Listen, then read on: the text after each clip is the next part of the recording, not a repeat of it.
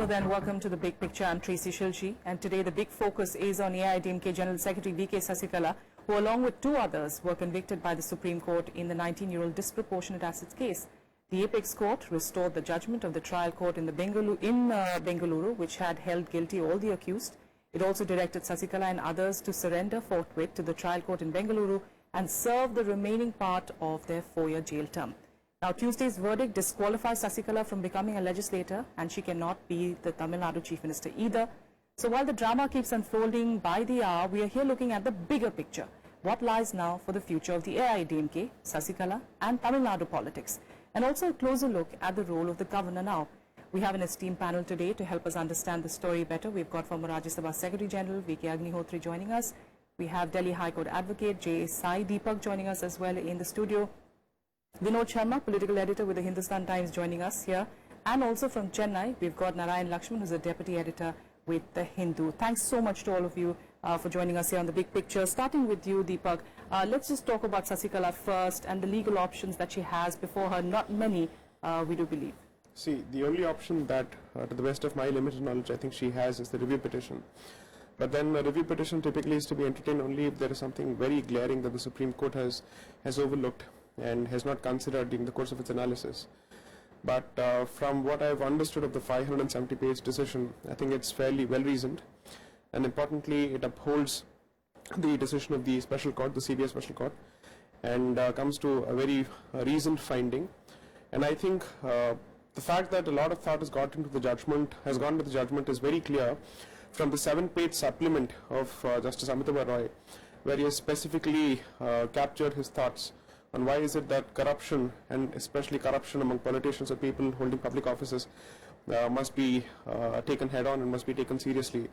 Tells us that this particular judgment is not cannot be easily set aside or cannot be easily appealed against, and there is very little scope for review, is my understanding of it. And therefore, as far as the options are concerned, while they exist on paper, I'm not really sure they're of too much practical use at this particular point of time. All I think she can hope, and that too there is a very remote chance of it, is to get some kind of a breather for her to explore those options in order for her to set her house in order, in terms of the political house, I mean, and therefore that's the only thing that she can hope, and ensure that her representative has some kind of support that he needs to succeed the floor test, if and when it is held. So I think that is the limited scope of her legal options at this point. Absolutely. All eyes, of course, Mr. Agnihotri now goes on to the governor. In fact, all eyes were on the governor for quite a few days, in fact, now over a week now, since, of course, Sasikala, wanted to take over as the chief minister of the state. What really had, what goes on further on is, of course, something we'll be watching.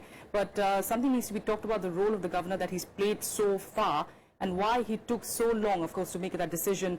Just waiting for this verdict, was it that crucial for the governor to make his decision? Well, ostensible reason is that he is not the governor of Tamil Nadu. He is the governor of Maharashtra and in additional charge of Tamil Nadu. So he could say that I was busy in my own job, primary job. So it took me some time. That is one aspect.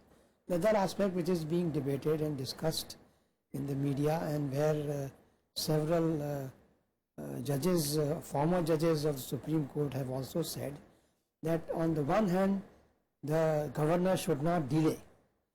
On the other hand, it is being said that he can wait for a reasonable time for the Supreme Court to give decision in the Sasikala case, disproportionate asset case, because it would look very, unusual that he appoints somebody as the chief minister and within 2 days she is asked to relinquish and go to jail. So he had a good argument waiting for the judgment of the Supreme Court.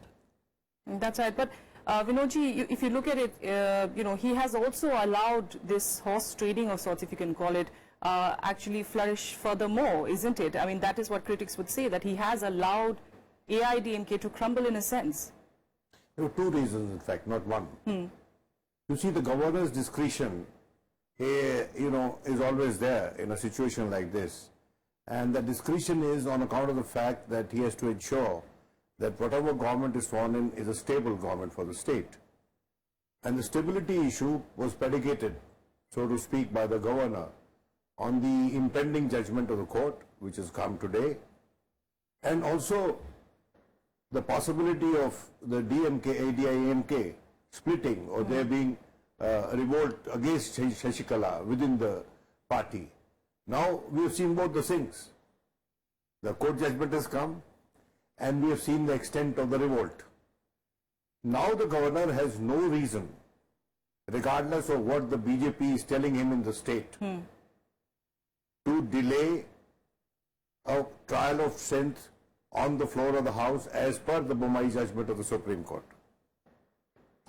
This has also been the demand of the DMK, the principal opposition, the main opposition party in the state. Yes. That good that now the state will have a stable government and the period of uncertainty is over. Now, my question is that if the governor was merrily moving around in Maharashtra while there was a political ferment happening in the state, to say that he holds concurrent charge is, I think, a very flimsy excuse, because of the two assignments that he had, that is Maharashtra and Tamil Nadu, where was the urgency greater? The question is that. Now, if somebody were to say that, look, he had a prior engagement of attending some function or releasing some book or, opening some dance recital in Maharashtra, nobody will buy that, no? Unless, of course, he was to swear a minister there, he was to swear a few MLAs there, and he was to address the assembly in Maharashtra. I can understand that these are the kind of programs which can't be changed. Yes. But he should have been there, and I think he should have started speaking to the MLAs or making his own inquiries, getting his own information from day one, which perhaps he failed to do. And that brings one to the suspicion that there was some political vested interest which wanted to give time, like Shashikala is seeking time now or finding excuses to get time now. Time was given to Palaniswami merrily to sort of trigger some degree of resentment against Shashikala. I am not for a moment holding brief for Shashikala.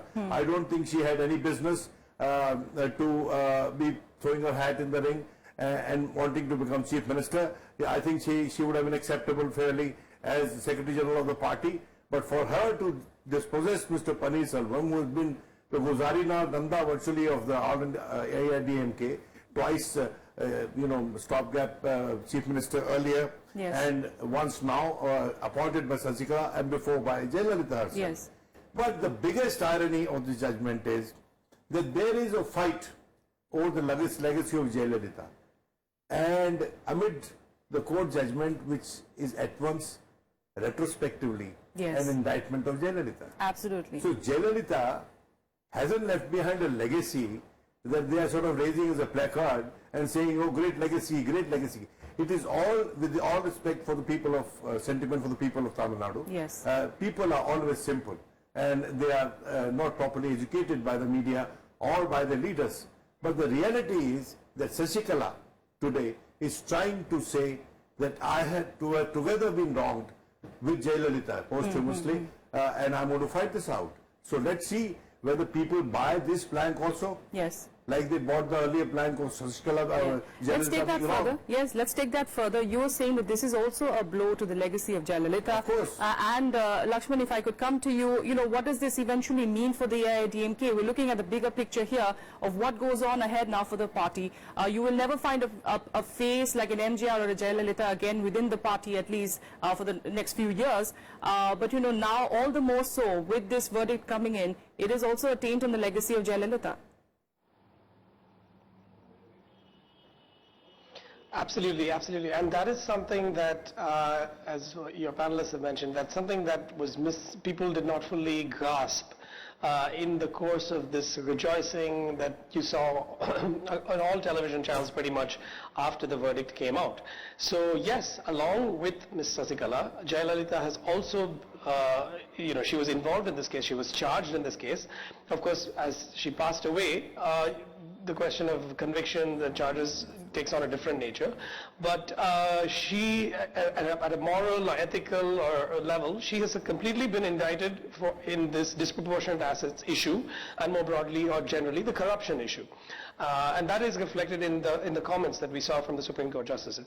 So I think what is really going to be of relevance to this party, which now has 4 more years in power, that was Jayalalitha's parting gift on last May, is to find the kind of leadership that can help the state steer its way through not just the series of shocks that it has experienced in the last few months, but also regain a sense of stability on the path that it has trodden for more than 50 years. In fact, I was saying earlier to someone that it is quite interesting that next month is the 50th anniversary of the Congress's Chief Minister of the state, Bhakta Vatsalam, losing his position in office, losing an election here. And the Dravidian movement, which kicked off, they came to power in 1967. It was that movement which completely transformed the relationship between the people of this state and the leaders, and that in turn manifested in the kinds of policies that we have seen, which are truly responsible for Tamil Nadu becoming one of the leading states in terms of social indicators, if not others as well. So what you're seeing here is nothing short of the end of an era. Yes. You've had Ms. Jayalalitha pass away. You've had Mr. Karunanidhi stepping back owing to old age and illness from active politics.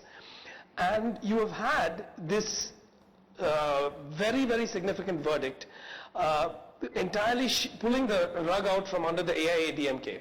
And on the DMK side again, Mr. M.K. Stalin was there, of course, he was the planned successor, but even he will have to prove his mettle and exert the kind of organizational control over his party and over election mobilization that his father did.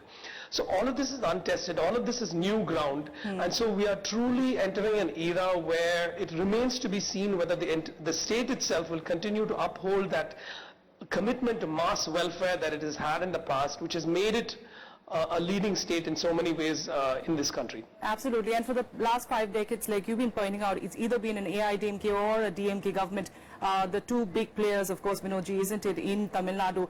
Does this verdict also open up, possibilities for other parties, let's say a Vico? In what we saw today, and what I can decipher from the reports that are coming from Chennai, that, Palaniswami and Shashikala both belong to the Thevar community, which is a dominant, backward, middle group, middle social group in that state. Okay. Very influential.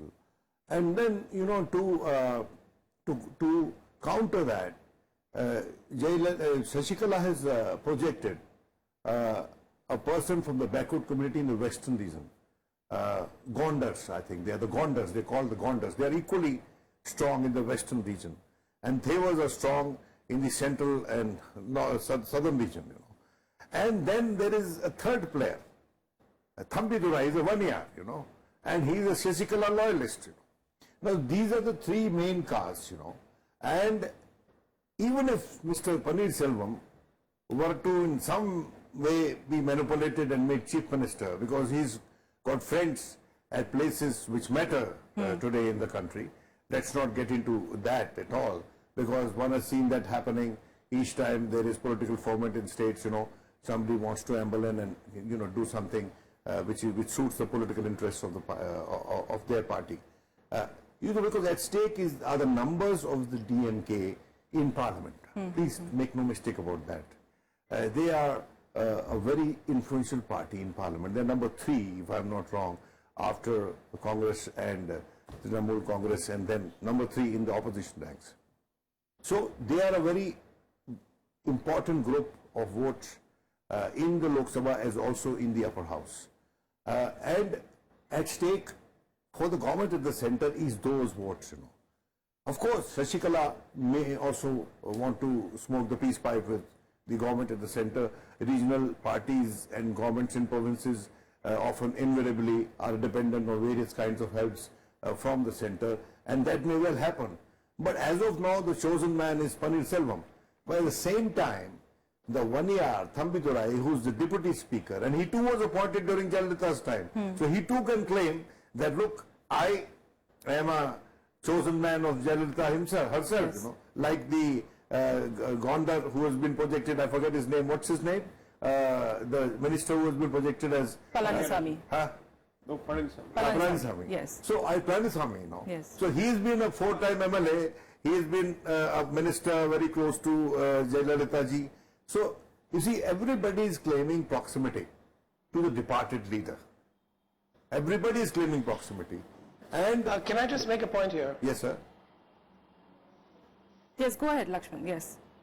Yeah, so on just a footnote on this leadership and strength of leaders question, it is no coincidence that you've had leaders such as Jayalalitha and Karunanidhi in the past who are, for want of a better word, almost soft authoritarian leaders. So on the one hand you have the dark side of their governance, which is in terms of media repression, you know, very sort of iron-fisted treatment of different parts of the bureaucracy, of unions and that kind of thing. But on the other hand, it has taken that kind of leadership to actually cater to the needs of a highly diverse state such as Tamil Nadu. And when I say diverse, I think you were alluding to this earlier, sir, in terms of the caste breakup, in terms of caste and class divisions. Tamil Nadu is remarkably, and this is historically documented, it is remarkably diverse to the point where no single group has historically been able to dominate the state through its parties and elected leaders. That is why it has taken, Jayalalitha was a Brahmin. She was not from any of these castes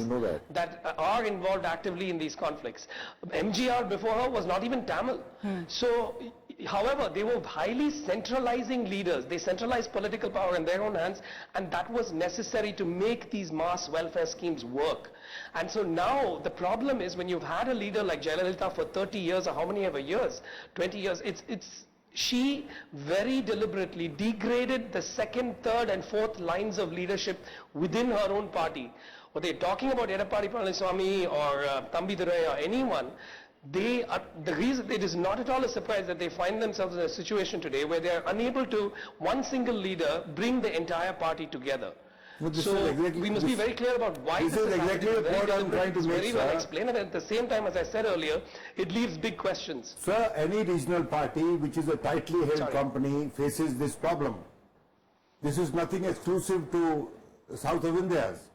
One has seen that when TDP's top supremo N.T. Ramarao died, you know, there was a struggle for power, there was a tussle for the kursi. True. Similarly, when Sheikh Abdullah died in Jammu and Kashmir, you saw the fight that happened between his son-in-law and his son. Similarly, when Charan Singh died in Delhi, his son was locked, had to lock horns with Devilal. So all regional parties that are tightly held companies, regardless of the variegated nature of the state where they have clout, there is a problem like this. And once the top leader is gone, these parties either dissipate or they, you know, get broken into various factions. And this is in fact a lesson. In fact, for the there are some parties still in specific regions. Persona which dominates and dominates everything around them. I don't think it's one should be one is not being honest to the welfare of the state. And much of the programs which have been promoted in Tamil Nadu are entitlement. They are entitlement programs. They are not empowerment programs. All right. The problem is that you want to give laptops, you want to give TVs, you want to give free, relay of entertainment programs, you want to give free food. But where is it that you have empowered the people, to rise above the levels where they exist below the poverty line? So that is the big question that needs to be debated here. All right. But definitely there is something about the DMK and ADMK, which is why they've been able to control the people, at least if you can say control the people of Tamil Nadu for the past 5 decades. But moving away a little bit from, of course, the politics, Mr. Agnihotri, what goes on ahead now? As far as the assembly is concerned, the governor, what role does he play now? Also looking at, I would like to also ask Deepak eventually of why, in the case of 2016, we saw the Supreme Court intervene, but that was not something we saw here. We'll come back to that. But Mr. Agnihotri, just talking about the assembly, what goes on now from here? don't be so sure that Supreme Court may not have to intervene. But let me just begin at the beginning. The thing is that, as Mr. Vinod said, that in view of the SA Bombay case, the governor has to ultimately ask someone to prove his majority in the House. Yes. Now, at the moment, perhaps he has two options. One is, of course, Mr. Palaniswami is claiming that he has, I was reading somewhere, Yes, 135. yes. Now, the whole issue is that if the, say, strength of the House is, I think, 232 or 235, and unless Palaniswami or Mr. Paneerselvam is able to get 118 MLAs with them, then the DMK is in a position to upset the apple cart. And if that happens, if the person who is given a chance to prove his or her majority doesn't get it, then of course the other option is to call the other person. Now here again the view is that the person who is in office, he should be given the first chance to prove his majority. Absolutely, because as a caretaker CM, constitutionally if you look at it, he still has all the rights of a CM. He may be called a caretaker CM, so doesn't technically he be the first person you So call? he should be called. But again the governor has the option, as perhaps he is contemplating, to ask for a parade of who are supporting Palaniswami and who is supporting this thing, and then also on that basis he can decide. But in case, as I said, if the majority is not established by any of the two, then the president rule scenario emerges. All right. Would you like to add something more, Deepak, to this? See, here's the problem. On the last two episodes, I clearly pointed out that should Ms. Natarajan be convicted and Paneerselvam still find himself short of the majority that he needs, or short of the numbers that he needs, automatically it leads to a situation where the governor has to contemplate invoking Article 356. But there is a critical aspect that we have to consider. A parade of sorts or a flow strength of sorts cannot happen unless and until each of the members who, technically speaking, have been held captive in that particular resort are allowed to exercise their free will. And at this point of time, based on what one of the escaped MLAs said yesterday, that he was held there against his will, I think if a floor test were to be held at this point, I don't think the numbers would reflect the true position at all. Therefore, perhaps the governor should think of means of freeing those MPs, those MLAs from the particular resort, allow them to exercise their free will, and then see which way the wind sways. But unless and until that happens, if you were to hold a floor test at this point of time, without these people being freed, I would assume that the floor test is bound to be skewed and is bound to be reflective of a pressure tactic that may have succeeded.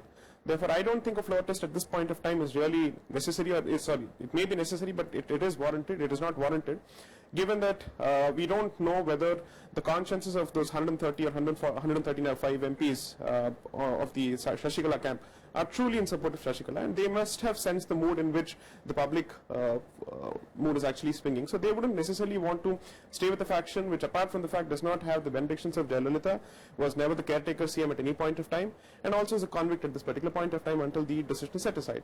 So they may want to switch their allegiances, and they must be given an opportunity to do so. So that, I think, is the way that the governor should perhaps consider moving, failing which he'll have no other option but to invoke 356, in which case at this point of time, without ADMK having any kind of face or any kind of leader to lead them into elections, and you still have an untested gentleman like Mr. Stalin and no other political option available, it could be a political limbo of sorts. All right. What does the role of the speaker be in this point of time? I'm sorry, I'm sorry. I mean, the entire argument seemed to be, with all regards for his point of view, seems to be geared at, telling that there be president's rule. No. No, I mean, what else? I mean, I'm saying that's not the possibility. I'm not batting for president's rule. MLA is coming. Are you giving Paneerselvam? When MLA comes from the floor of the House, here's the problem. If one MLA says that he's escaped and he has had to scale the walls of the resort, then it obviously means that at least there are a good number of MLAs who are being held there against their free will. Therefore, if they have to exercise their free will, then it is for the governor to basically get them freed and then ask them on which side they are. Unless until that happens, a floor test at this point of time will be a sham, is my point. I am not batting for the president's rule at all. I'm a Tamilian, therefore I will not want president's rule to be invoked in that particular state, but be that as it may, If that's the way the law has to take, that's the way the law has to take. I'm only suggesting an option, which is what the Constitution mandates at a certain point of time. After having exhausted all his options with respect to a floor test and giving every person an opportunity to prove his mettle on the floor, the final option that's left to the governor is to invoke 356. I'm not suggesting anything that's unconstitutional, nor am I holding brief here. No, what I'm trying to say is Yes. that the mayor's suggestion of free the MLS. MLAs, once they enter the assembly, they're free to vote whichever they want. There is going to be a confidence vote. Somebody is going to be invited. Yes. Okay, this man is invited. See, let's have a confidence vote. Let there be two leaders. Let there be a composite vote, as suggested by the Attorney General this morning. Although I am against composite votes, because one has seen that happening in Uttar Pradesh, One has seen the conduct of governors in Uttar Pradesh. One has seen the conduct of governors in Haryana. One has seen the conduct of governors in Andhra Pradesh. I mean, the institution of governor is seriously under question in Tamil Nadu today. Yes. Looks like And we should make somebody else a target. The only to question we assume have that to the ask governor, ourselves, and I just want to add that point. to assume that the governor is a free agent in this is going to be, I think it's not being fair to the people of Tamil Nadu. The governor should follow the book precisely. He should have a floor test on the floor of the House, okay, as per the Supreme Court directive, and see who has got the majority. If there is Mr. Paneerselvam, and there is another person, allegedly a proxy of Shashikala, and he is indeed a proxy of Shashikala, then let both of them battle it out and prove their strength on the floor of the House. See, I don't buy the fact that the governor is not a free agent, but the people who are being held captive against their will are free agents. That's something that I'm not. They may be not. All right. Mr. Agnihotri, finally, But you're assuming that, sir. Just You're give us a assuming sec. that they are not free agents. I'm sorry. If their allegiance is absolutely secure, I think they should Laxman, be very out of the book. quickly. Yes, Narayan, Laxman, you would like to make a point? Yeah, for a couple of very, definitive points. Thing about their being kept in chains at that Golden Bay Resort is, it's all political drama. I'm not saying that there wasn't something insidious maybe moving it. It could be money power. It could be something else. But there have also been police statements of people signing there. And yes, you can debate whether everything was under force or not. That way, every vote, even on the floor of the House, could be forced. But the point is, the governor has to make this decision as to whether to allow them to just take even more time and allow the prospect of horse trading to happen, in which case it's almost a foregone conclusion that no party, no side within the ADMK will be able to prove a majority. Or the governor has to decide, as per the constitution, that there is a party which has the majority of seats, 117 or above, in the assembly, and their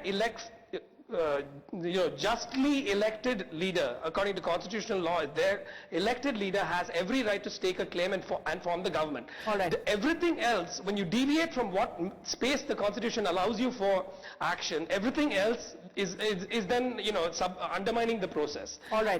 We'll of course have to wait and watch in the coming days what eventually happens as far as what the governor eventually plans to do, what happens in the assembly as well. Thank you all of us for joining us. Like we did say, we are trying to stay away from the current political drama that's going on, but obviously we can't, skip that. However, it does seem that definitely the legacy of Jayalalitha has been tainted by this verdict, and this is going to affect the AIADMK. And like Mr. Vinod is, of course, pointing out, this is a new era perhaps for the politics, the future of politics in Tamil Nadu. That's it for the moment on The Big Picture. Thanks so much for joining us.